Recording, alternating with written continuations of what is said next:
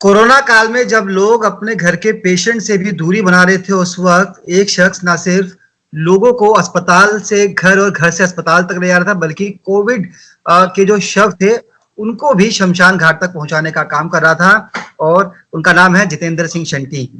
समाज सेवी के तौर पर दिल्ली और भारत में अपनी पहचान बना चुके जितेंद्र सिंह शंटी को उनके सामाजिक कार्यों की वजह से इस साल पद्मश्री अवार्ड से भी नवाजा गया है, जो इस वक्त हमारे साथ पंजाब केसरी ग्रुप पर भी हैं। शंटी जी, स्वागत है आपका पंजाब केसरी ग्रुप में। भारत माता की जय। जी बिल्कुल, भारत माता की जय। सर, आपको शुभकामनाएं। आपने जिस तरह से कोविड के दौरान, जब कोविड पीक पर था, लोग बिल्कुल डरे हुए थे, लोग मदद तक नहीं करते थे किसी की खाने पीने की, अस्पताल पहुंचाना तो बहुत दूर की बात, उस वक्त आप मैदान में आए, इसके लिए आपको अवार्ड भी मिला, इसके लिए बहुत बहुत शुभकामनाएं आपको।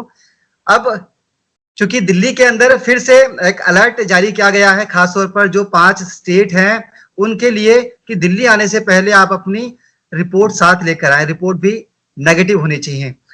क्या कहना चाहेंगे, क्योंकि आपने कोरोना को बेहद नजदीक से देखा है, आपने पेशेंट्स की हेल्प की, आपने उस परिवार का दर्द साझा किया जहां पर किसी की कोरोना से मौत हो गई हो, और आप खुद भी कोविड से सफर करे, आपकी फैमिली ने कोविड से सफर किया। क्या कहना चाहेंगे?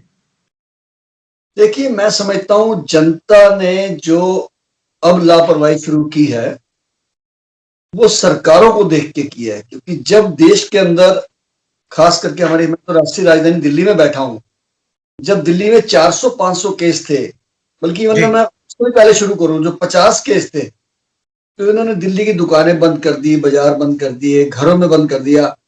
और जब दिल्ली के अंदर 1500-2000 केस तक डेली आने लगे तो इन्होंने सब कुछ खोल दिया। मैं बॉम्बे से भी आया हूं 14 तारीख को, देखते देखते वहां केसेस बढ़ने शुरू हो गए हैं महाराष्ट्र में। दिल्ली वालों को इसलिए सावधान रहना है कि दिल्ली के अंदर हर स्टेट का आदमी आता है और दिल्ली के अंदर व्यापारी तबका बहुत आता है जी। हमको सचेत रहना पड़ेगा और उसमें वही सावधानियां 2-3 है जी। एक सबसे बड़ी बात, मास्क, फिर सैनिटाइजर, और ज्यादा से ज्यादा कोशिश करें कि भीड़ वाली जगह हम ना जाएं। आप किसी बाजार में जाके देखिए ना, चांदनी चौक में, खारी बावली में, चावड़ी बाजार में, आपको लगेगा या तो सारी दुनिया आज ही खाली हो रही है। तो जबकि अभी डरने की जरूरत है, अभी पूरी वैक्सीनेशन नहीं हुई है, लापरवाही हमें नहीं करनी चाहिए। मैं सैल्यूट करता हूं डॉक्टर्स को, नर्सेज को, टेक्नीशियंस को, पुलिस वालों को, सिविल डिफेंस वालों को, और खास करके एम्बुलेंस ड्राइवर को, जिन्होंने अपनी जान की बाजी लगा के, मेरा आपको पता होना चाहिए, एक ड्राइवर भी शहीद हो गया है इसमें। बिल्कुल, शहीद भगत सिंह सेवा दल का एक एम्बुलेंस ड्राइवर शहीद हुआ है इसमें। लेकिन हमने कसम खाई थी कि दम निकले इस देश की खातिर, बस इतना अरमान है, एक बार इस राह में मरना 100 जन्मों के समान है। इसलिए मैं कहूंगा कि अभी समय अच्छा नहीं आया है। ठीक है, आप कारोबार करिए, बच्चों को स्कूल भेजिए, लेकिन सावधानी को जरूर रखिए। शंटी जी, आपको लगता है कि जनता भी नेग्लिजेंसी दिखा रही है? दिल्ली के अंदर भी आपने खुद कहा कि आपका एक्सपीरियंस है, लोगों की भी जवाबदेही और जिम्मेदारी है, और जिस तरह से लोगों ने मास्क का इस्तेमाल कम करना शुरू कर दिया है, लोग हैंड सैनिटाइज नहीं करते, तो लोगों को लगता है कि कोरोना खत्म हो गया, लेकिन कोरोना अभी खत्म नहीं हुआ है। भले ही आंकड़ों में कोरोना कमजोर हुआ है, केसेस कम हुए हैं। सर, ये मैं जनता से हाथ जोड़ के विनती करूंगा, जो घरों से बिना वजह निकल रहे हैं, और खास करके जो शुगर के पेशेंट है जी, मैं बता दूं आपको कि जो लोग मरे हैं कोरोना से, वो कोरोना से कम मरे हैं जिनको ज्यादा बीमारियां थी, चाहे वो हार्ट की थी, श्वास की थी, लंग्स की थी, एंड डायबिटिक पेशेंट, उनको कोरोना होते ही वो मर गए हैं, क्योंकि उनकी जो टॉलरेंस पावर थी, उनकी इम्यूनिटी पावर खत्म हो चुकी थी, इसलिए वो मर गए हैं। आज मैं फिर बेनती करता हूं, गुजारिश करता हूं, खास करके सीनियर सिटीजन, वो घरों से ना निकले, बेवजह तो बिल्कुल ना निकले जी। और अगर वो पार्क वगैरह में जाते हैं सैर करने, हाथ ना लगाएं किसी। जिस तरह से कोरोना का दूसरा फेज माना जा रहा है, ये कहा जा रहा है कि भी दिल्ली के लोगों को भी अलर्ट रहने की जरूरत है, और उसके लिए दिल्ली के लोगों को ही आगे आना होगा। शंटी जी, आप और आपकी पूरी फैमिली कोविड से प्रभावित हुई, आपने पेशेंट्स को देखा है, किस तरह से पेशेंट सफर करते थे, किस तरह से लाश घर में आती थी, फिर आप उसको शमशान घाट लेके जाते थे, प्रोसेस था इसका भी। आप लोगों को कभी डर नहीं लगा? सर, हम जिस संस्था को चला रहे हैं, 25 साल का मुझे एक्सपीरियंस था, और मैं लाश से इसलिए नहीं डरता कि मैं अक्सर कहता हूं, यार जिंदों से डरो, इन मरों से क्या डरना है। जिंदों से डरो जो बहुत खतरनाक है आपके लिए। और मैंने तो जो शॉट देखे हैं, जो सीन देखे हैं इस कोरोना में, वो गुरबाणी में लिखा है ना, जगत में झूठी देखी प्रीत, अपने सुख से हो ही सब लागे, क्या दारा क्या मीत। मैंने आंखों से देखा है कि लाश सामने पड़ी है, बाप की बेटे सामने बैठे हैं, कहते शंटू जी हम पास लगाएंगे नहीं, आप ले जाओ लाश को, अंडरटेकिंग ले जाओ। हम लाश उठा लेते थे। एक बच्चा आता था, कहता अंकल एक बार दर्शन करा दो। हमने सोचा शायद इसके दिल में दया आ गई है। दर्शन करने के बहाने वो पिताजी की अंगूठी उतार के ले जाता है, कोई चाबियां निकाल के ले जाता है, कोई मोबाइल निकाल के ले जाता है। जी। उनको उनको पिताजी प्यारे नहीं थे, उसमें तो इन्फेक्शन था, पिताजी की चीजों में इन्फेक्शन नहीं था। एक मकान के कब्जे के लिए सारा परिवार इकट्ठा हो जाएगा, लेकिन लाश को हाथ लगाने के लिए सगा भाई आगे नहीं आया, सगा बेटा आगे नहीं आया। मैंने अपनी आंखों से देखा है जी, एक दो नहीं देखा, 200 से ज्यादा, क्योंकि टोटल 967 डेड बॉडी हमने उठाई है, कोविड की जो रिकॉर्ड है मेरे पास, और 1400 से ज्यादा पेशेंट। और पेशेंट का भी सुन लीजिए, घर में किसी को कोविड हो गया, परिवार वाले नीचे छोड़ने नहीं आते थे गाड़ी में, कह रहे शंटी जी ऊपर आके आप पीपीई किट पहन के ले जाओ इनको, हम नहीं जाएंगे साथ। यार क्या ऐसा भी क्या साला जमाना आ गया। जो हम सुनते थे ना उपकार फिल्म में मनोज कुमार जी की, कि सुख में तेरे साथ चलेंगे, दुख में सब मुख मोड़ेंगे, दुनिया वाले तेरा बनकर तेरा ही दिल तोड़ेंगे, देते हैं भगवान को धोखा, इंसान को क्या छोड़ेंगे। ये मैंने अपनी आंखों से देखा है। चंडी जी बिल्कुल, आपके अदम्य साहस को और जो आपकी पूरी टीम ने काम किया है कोरोना को, उसको पूरे देश ने देखा है। तमाम वीडियो उस दौरान वायरल हुए थे, आप किस तरह से पसीने में भीगे हुए थे, आप और आपके परिवार के लोग। और पीपी किट उस दौरान पहनना बड़ा मुश्किल काम था जब गर्मी पीक पर थी। सर आपको अवार्ड से भी नवाजा गया है, क्या कहना चाहेंगे इसके लिए? क्योंकि दिल्ली से 2 लोगों को चयनित किया गया था, जिसमें से एक आप भी थे। जो लोग समाज सेवा करते हैं वो किस तरह की उम्मीद ना रखें, और जो लोग डरते हैं समाज सेवा करने से, उनके लिए आपकी तरफ से क्या मैसेज है? देखिए, मैं अक्सर कहता हूं, अपने लिए जिए तो क्या जिए, तू जी दिल जमाने के लिए। जो मजा किसी की सेवा करके आता है ना जी, उसका मुकाबला आप किसी भी संतुष्टि के साथ नहीं कर सकते। क्योंकि अपने बच्चों को पंछी भी पाल रहा है जी, जानवर भी पाल रहे हैं जी, चिड़िया भी पालती है जी। हम भी वही काम करेंगे तो हम भी तो जानवर हुए ना जी। हमारा नैतिक फर्ज बनता है देश के लिए, हमारा फर्ज बनता है मानवता के लिए, इंसानियत के नाते, कि जब भी कोई विपदा आए हमारे देश पे, तो संकट आए और हमारे पड़ोसी पे आए खास करके, तो हमें साथ देना चाहिए जी, हमें पीछे नहीं हटना चाहिए जी। और मैंने तो पक्का धार लिया था, क्योंकि मैं बहुत क्रिटिकल कंडीशन में चला गया था, और मैंने गुरु गोविंद सिंह जी को याद किया उस समय, कि देश शिवा बर मोहे ए शुभ कर्मन ते कभू न टरो और सो जब जाए लरो, निश्चय कर अपनी जीत करो। लेकिन मन में डर भी उस समय आया कि जब मेरे दोनों बच्चे भी बुरी तरह से बीमार हो गए, मेरी मिसिज भी, 7-8 एम्प्लॉय भी, तो मैंने अरदास करी कि बाबा जी, गुरु गोविंद सिंह जी, आपके अंदर शक्ति थी, आपने 4 लाल मारे इस देश के लिए, लेकिन मेरे अंदर तो इतनी शक्ति नहीं है, मैं तो छोटा सा आदमी हूँ। मैंने अरदास करी थी कि मेरे को बेशक मार दे, मेरी जान ले ले, मेरे बच्चे ठीक हो जाए।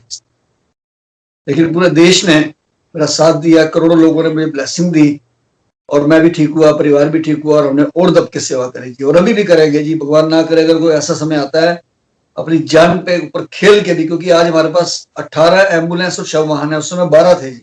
हमने अपने साधनों को और बढ़ा लिया है, हमें पता है कि जरूरत है जी देश के लिए। तन मन धन अपना सब कुछ बेच के हम देश के लिए लगा देंगे जी। लेकिन किसी को भी हम मरता हुआ नहीं देखेंगे, और किसी को ऐसे भी नहीं देखेंगे घर में लाश पड़ी है और संस्कार ना हो रहा। हम करेंगे, हम करने को तैयार है। जिसका बेटा ना हो हमें बुला ले, जिसका पिता ना हो हमें बुला ले, हम करेंगे, अपना पिता समझ के करें। बिल्कुल नेक नियत के साथ आपने जो काम किए उसको पूरे देश ने देखा। एक आखिरी सवाल यह है कि लोगों के लिए क्या मैसेज है आपकी तरफ से? क्योंकि दिल्ली के अंदर अब केसेस धीरे धीरे फिर से बढ़ने लगे हैं, तो पहले जैसी सिचुएशन ना आए, उस तरह से कैजुअलिटीज ना हो, इसके लिए क्या कहना चाहेंगे आप दिल्ली के लोगों से? मुझे लगता नहीं कि ऐसी पोजीशन आएगी, मुझे लगता नहीं है, लेकिन कुछ भी नहीं कह सकते। जैसे बाकी स्टेट्स में हो रहा है, तो हमें उसको देख के सावधान हो जाना चाहिए अपने आप में। और गुजारिश वही करूंगा कि कोशिश करें कि पहले जो साधन नहीं थे, आज सरकारों ने उसके इंतजाम करने शुरू कर दिए हैं। हम देख रहे हैं जगह जगह वैक्सीन भी लग रही है, और भी इंतजाम हो रहे हैं। कोशिश करें कि प्राइवेट हॉस्पिटलों में ना जाए, क्योंकि जो भी प्राइवेट हॉस्पिटल में गया बीमार होने के बाद, लाखों रुपए लेने के बाद भी उसकी डेड बॉडी आती है जी, बचता कुछ नहीं है जी। इसलिए पहली बात प्रिकॉशन, अपना और खास करके घर में जो सीनियर सिटीजन है, अगर आप चाहते हैं कि वो स्वस्थ रहें, उनको घर से बाहर ना जाने दें बिल्कुल किसी भी तरीके से। और किसी को पूरी दिल्ली में और एनसीआर में कोविड पेशेंट के लिए एम्बुलेंस ना मिलती हो, डेड बॉडी को उठाने वाला कोई ना मिलता हो, संस्कार करने वाला कोई ना मिलता हो, आप अपने भाई जितेंद्र सिंह शंटी को याद कीजिए, शहीद भगत सिंह सेवा दल को याद कीजिए। 87 50 90 50 50 8750905050 24 घंटे आप मुझे फोन कर सकते हैं। हमारी टीम आपको खड़ी मिलेगी, आपकी सेवा में तत्पर मिलेगी। बल्कि ये कोविड के समय में 3 सेवाएं हमने और शुरू की हैं जी। उसमें सबसे पहले एक है कि जो छोटे हॉस्पिटल हैं 10 20 30 कमरे वाले, उनके पास मोर्चरी भी नहीं होती, मोर्चरी रूम नहीं होता, और वो कोविड से डेथ हो जाएगा, बॉडी घर ले जाओ, जबकि ले जा नहीं सकते। इस काम के लिए हमने एक मोबाइल मोर्चरी वैन बना दी है। उसी हॉस्पिटल के बाहर हमारी वैन खड़ी हो जाएगी, उसमें बॉडी रख देंगे, खराब नहीं होगी। अगर किसी घर में डेथ होगी है, बॉडी बाहर रख देंगे गाड़ी में, गाड़ी के अंदर एसी स्टार्ट रहेगा, मोर्चरी बॉक्स स्टार्ट रहेगा, air condition, free of cost. ये पहली सेवा है। दूसरी सेवा जो हमारी है वो है एंजल्स फ्यूनरल सेवा। कोई भी बुजुर्ग ऐसे जिनको लगता है कि उनके बच्चे बाहर है इंडिया से, या उनके भाई बंधु कोई नहीं है यहाँ पे, वो हमारे पास अपना रजिस्ट्रेशन करा दे। जैसे क्रिश्चियन समाज में होता है, हमारे बहुत अच्छा काम करते हैं, वो मरने से पहले ही अपनी रजिस्ट्रेशन किसी ना किसी चर्च में और कब्रिस्तान में करा देते हैं। ऐसे ही आप हमारे पास अपना नाम लिखा सकते हैं। भगवान ना करे कोई ऐसा समय आता है तो सारी सेवाएं हमारी आपको निःशुल्क मिलेगी।